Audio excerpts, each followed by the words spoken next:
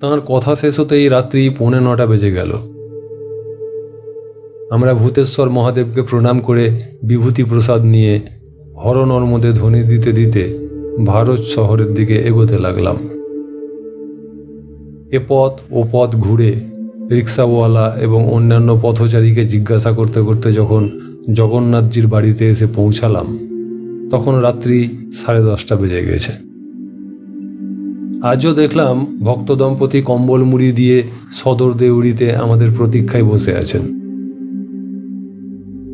মহান্তজি হাসতে হাসতে জগন্নাথ পত্নীকে বললেন, মাই, মা নর্মদার দয়ায় আজ কোনো মতে এই ভৃগুক্ষেত্রের 46টি শিবস্থান নিরাপদে পরিক্রমা শেষ করলাম। কাল বৃষখাতে গিয়ে বাঙালি বাবা ছাড়া আমরা 7 জন পরিক্রমা সমর্পণ করব। কয়েক ডেলা কর্পূর সকালে আনিয়ে নেবে। উপরে চলো, আমি টাকা দেব। কাল কড়াই প্রসাদ তৈরির ব্যবস্থাও তুমি করবে। কাল পরশু 2 দিনই তোমাদের কাছে থাকবো আর পেট ভরে তোমার হাতে খাবো। মহান্তজির কথা শুনে তার মাই আনন্দে গদগদ হয়ে হাসতে লাগলেন। দোতলায় উঠতে উঠতে তিনি বলতে লাগলেন, আমাদেরকে আসতে দেখে তোমার মুখে হাসি ফুটেছিল, আমি লক্ষ্য করেছি। 2 দিন তোমার কাছে থাকবো শুনেও তোমার মুখে হাসি ফুটেছে। মাগো, দেহ বিষয় সব কুছ মায়া, সচ হরিভক্ত নাকি হাসি। এই দেহ গেহ বিষয় আশয় সবই মায়া, একমাত্র সত্য এবং সুন্দর হলো হরিভক্তদের মুখের হাসি। দোতলায় উঠে মহান্তজি তাঁর নির্দিষ্ট ঘরে চলে গেলেন। আমরা বারান্দায় রাখা গরম জলে হাত মুখ পা আদি ধুয়ে যে যার আসন ও বিছানা পেতে শুয়ে পড়লাম। আজ মঙ্গলবার 16ই কার্তিক 1361 সাল, ইংরেজি 2/11/1954। আমি পূর্বেই বলেছি মহান্তজির ঘরটি আমাদের ঘরের পাশেই অবস্থিত। দরজা না বন্ধ করলে পাশের ঘরের কথাবার্তা এই ঘরের বসেই শোনা যায়। আমরা শুনতে পেলাম জগন্নাথজি বলছেন যে লক্ষণ ভারতীজি আজ তাঁর খোঁজে এসেছিলেন। এখনও দক্ষিণ তটের পরিক্রমাবাসীরা এসে পৌঁছাননি। তিনি আগামীকালও সকালে আপনার কাছে আসবেন। উত্তরে মহান্তজি যে কী যে বললেন তা স্পষ্টভাবে শুনতে পেলাম না। ইতিমধ্যে তাঁর ঘরের দরজা কেউ ভেজিয়ে দিয়েছেন। শুয়ে পড়লাম। শোবার সঙ্গে সঙ্গে ঘুম। স্বপ্ন দেখছি আমি যেন 24 অবতারে নর্মদার তটে বসে বসে দেখছি মহাত্মা সোমানন্দজিকে। সেই আলু থালু জটা দুলিয়ে তিনি বলে চলেছেন, যে এও আছে থেকেও নাই, তেমনি তুমি আমি রে ভাই, আমরা মরে বাঁচি বেঁচে মরি, রেবা মায়ের একই বিষম চাতুরি।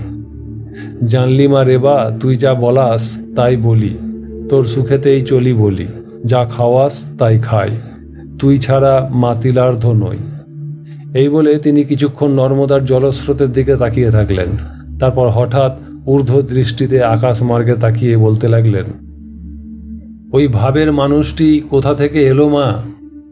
এর যে দেখছি নাইকো রোষ, সদাই তোষ, কেবল মুখ বলছে অহম ভো।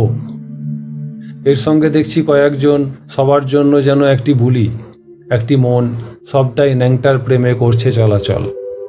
ন্যাংটার নাই গুণের শেষ, চন্দন ছেড়ে অঙ্গে মেখেছেন ভস্মাবশেষ। চঞ্চল লোচনে চাই, বুঝতে পারিনে বেটার অভিপ্রায়, কোথা থেকে কোথা যায়, কোথা আছে কোথা নাই, মরি নিয়ে গুণের বালায়। আবার কিছুক্ষণ তিনি স্থির হয়ে ঊর্ধ্ব দৃষ্টিতে বসে থাকলেন। আমি দেখছি একটু পরেই তিনি উঠে দাঁড়িয়ে নর্মদার তীব্র স্রোত বেয়ে তরতর করে অবিশ্বাস্য দ্রুততার সঙ্গে জানালা দিয়ে আমার ঘরে ঢুকলেন। আমি তাঁর শ্বাস প্রশ্বাস শুনতে পাচ্ছি। তিনি যেন কিঞ্চিত হাঁপাচ্ছেন। আমার কাছে দাঁড়িয়ে বলতে লাগলেন, যদি পেতে চাস সেই শুদ্ধ ধন, কষে তুই কর সাধনা, যারা জোর করে চালাবে কমি, তারা ঠেকবে সংকটে, সমন এসে ধরবে জটে, ফেরে ফাড়ে দিতেই হবে করে, 16 আনাতে ভুক্তন বটে, ফড়া যারা ডুববে তারা, বাটখারা যাদের কম, ধরে তসিল করবে জম, আর গদিয়ান জহুরি যারা বস্যে করছে প্রেম রতন। সাধন বিনা কেউ যেতে পারবে না, কেননা পথে আছে এক থানা, সোনার বেনে সোনা চিনে, নেবে নিত্যিতে করে ওজন। উদম ন্যাংটা করোয়াধারী আমার মায়ের বাপ অটল প্রেমের অধিকারী, দরদির মতো দরদি বটে, যখন যা চায় তাই ঘটে, তবে মিছি পূজা ঘটে পটে, দেখ সেরূপ নেহার করি। জেনে রাখ তুই বামুন ছানা, চোখ থাকতেও হোস না কানা, আমি স্বরূপের বাজারে থাকি, তাঁর রূপেতে দিয়ে আঁখি, সে রূপ সতত দেখি, শুনে রাখ তুই সার কথা। দুটি দল আর হাজার দলে দুয়ে মিলে এত তালে গেলে, তবে তাই সাধক বলে রেবা মিলে ব্রহ্মনালে। এই বলে তিনি জটা দুলিয়ে দুলিয়ে কলকণ্ঠে হাসতে লাগলেন, ঠিক যেমনভাবে তিনি হাসতেন 24 অবতারের ঘাটে বসে। 2-1 মিনিট পরেই দেখলাম দৃশ্যপট বদলে গেছে। তিনি ঘাটে নেমে 2 হাত ভরে অঞ্জলি অঞ্জলি জল নিয়ে সেই জলের দিকে তাকিয়ে গান গাইতে লাগলেন উচ্ছ্বসিত কণ্ঠে রামপ্রসাদী সুরে। এ নয় মা তোমার তেমন ছেলে, যে তোমায় ছেড়ে এক পা চলে, হাতে নিয়ে চিটের মোয়া, চাও না যেতে আমায় ফেলে, এ যে আঁচল ধরা ছেলে গো তোর, ভুলবে না আর কিছুই দিলে, মা বিনে যে মায়ের ছেলে, ভুলে না মা কিছুই পেলে, যা করো তা করো গো মা, আমি আমি মায়ের কোলে, পাতিয়ে অনন্ত শয্যা, সচ্চিত আনন্দ জলে, খ্যাপারে সাহিত করি যথা ইচ্ছা, যাও মা চলে।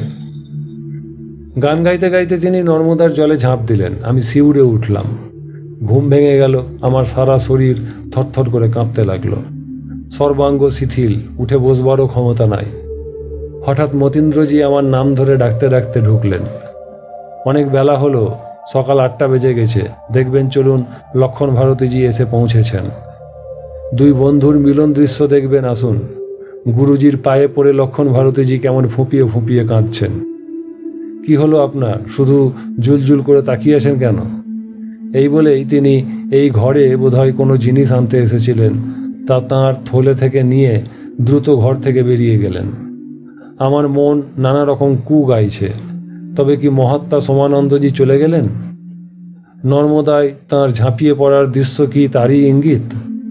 তাঁর কণ্ঠে কেন শুনলাম অনন্ত শয্যা, সচ্চিত আনন্দ জলে শায়িত ইত্যাদি শব্দ? আমার বুকের ভেতরটা হু হু করে উঠল। আমি মুখে কম্বল চাপা দিয়ে হাউ হাউ করে কাঁদতে থাকলাম। কেঁদে কেঁদে বুকটা হালকা হলো। আমি ধীরে ধীরে অনেক চেষ্টা করে কোনো মতে উঠে বসলাম। লাঠিটা আমার আসনের পাশেই ছিল। কোনো মতে লাঠিটা ধরে উঠে দাঁড়ালাম। নিজেই নিজের হাত পা দোলে নিয়ে লাঠি ধরে ধরে বারান্দা দিয়ে ঢুকে গেলাম স্নানের ঘরে। প্রাতকৃত্য সেরে যখন বাইরে এলাম, তখন বেলা 9টা বেজে গেছে। আমার শোবার ঘরের কাছেই মহান্তজি লক্ষণ ভারতীজিকে সঙ্গে নিয়ে দাঁড়িয়েছিলেন। क्या आपका तबीयत थोड़ा सा बुरा मालूम होता है? লক্ষণ ভারতীজি কথা বলতে বলতে আমাকে এসে জড়িয়ে ধরলেন।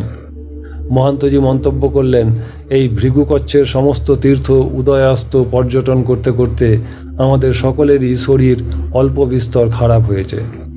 এই জন্যই তো আপনাকে বলছি, আজ আমরা বৃষখাতে পরিক্রমা সমর্পণ করে এসে আজ আর কাল 2 দিনই এখানে বিশ্রাম করতে ইচ্ছা করছি। কাল সন্ধ্যা নাগাদ আমরা আশ্রমে যাব।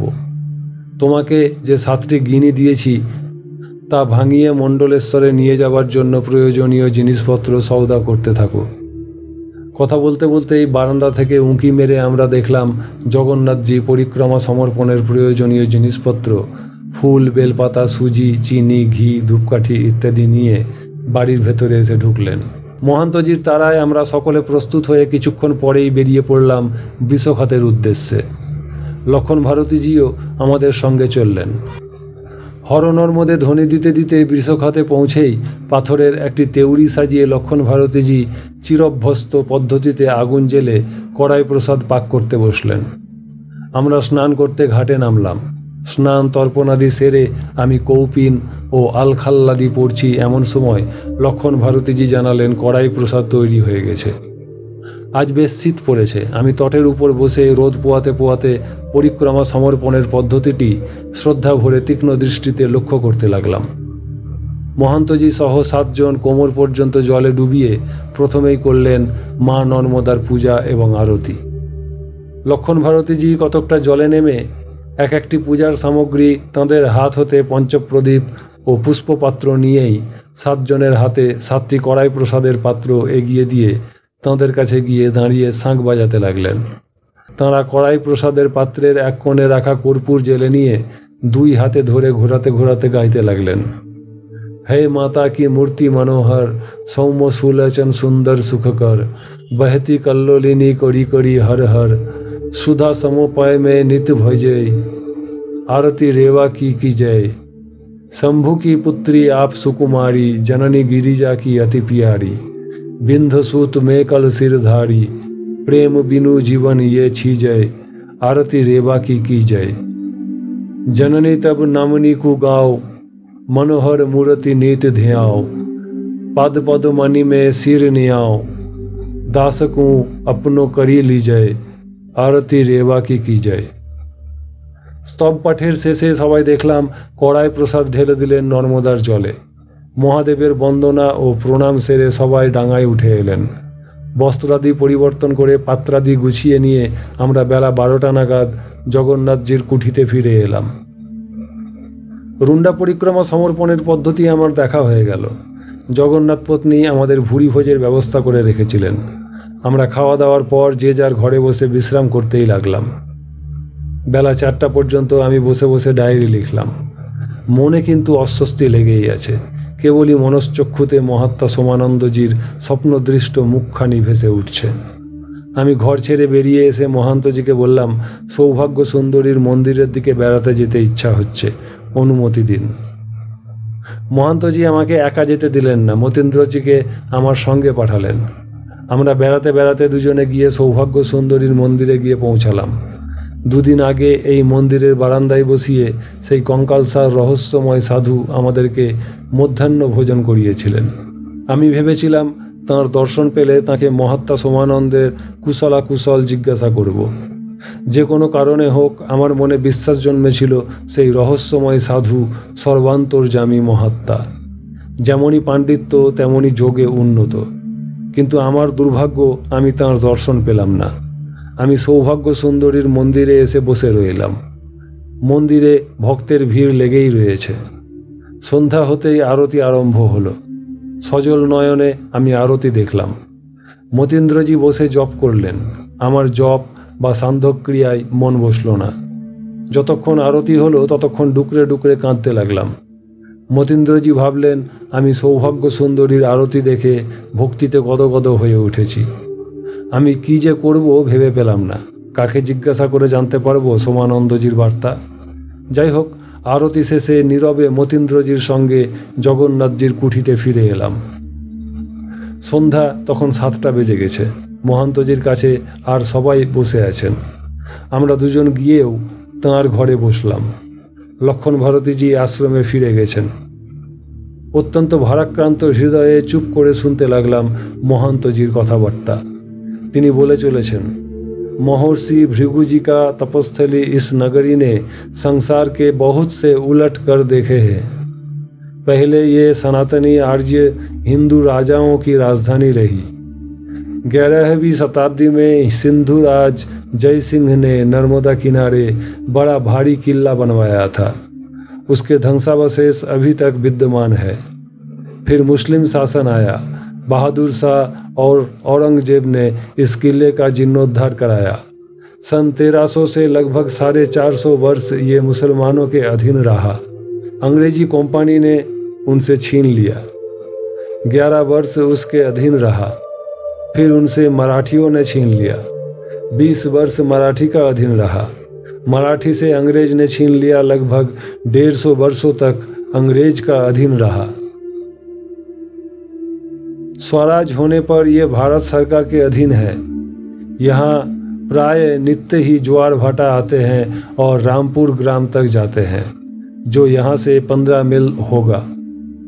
तार कथा सुनते सुनते आमार प्रबल ज्वर एलो। उत्तापे गा पुड़े जाच्छे। আমাকে থরথর করে কাঁপতে দেখে মহান্তজি এসে আমার কপালে হাত দিয়ে আমাকে ধরে ধরে ঘরে নিয়ে গিয়ে শুইয়ে দিতে বললেন। তিনি নিজেও আমার সঙ্গে এসে ধরাধরি করে শুইয়ে দিলেন। রাত্রে আমার কোনো হুঁশ ছিল না। ঘুম ভাঙল একেবারে সকাল 9টায়। চোখ মেলে দেখি মহান্তজি আমার কাছে বসে রয়েছেন। শুনলাম আর সকলে নর্মদায় স্নান করতে গেছেন। জ্বর এখন নাই বললেই হয়, তবে শরীরে খুব দুর্বলতা অনুভব করছি। লক্ষণ ভারতীজি মূল আশ্রম হতে এসে পৌঁছেছেন। তিনি কিছু লতার রস আমাকে খাইয়ে দিলেন। আমি কমণ্ডলুতে নর্মদার জল দর্শন ও স্পর্শ করে লাঠি ধরে ধরে প্রাতকৃত্য সেরে এলাম। বেলা 12টা নাগাদ জ্বর ছাড়ল। আমার সঙ্গীরা যথাসময়ে মধ্যাহ্ন ভোজন করলেন। লক্ষণ ভারতীজির নির্দেশে জগন্নাথ পত্নী আমাকে কিঞ্চিত পাতলা খিচুড়ি করে খাওয়ালেন। খাওয়ার পরেই আমি ঘুমিয়ে পড়লাম। ঘুম ভাঙল বিকেল 4:30টায়। বলিহারি লক্ষণ ভারতীজির লতাপাতার গুণ। শরীরটা ঝরঝরে হয়ে গেছে। আমি উঠে বসতেই মহান্তজি বললেন, তুমি কি আমাদের সঙ্গে আমাদের আশ্রমে যেতে পারবে?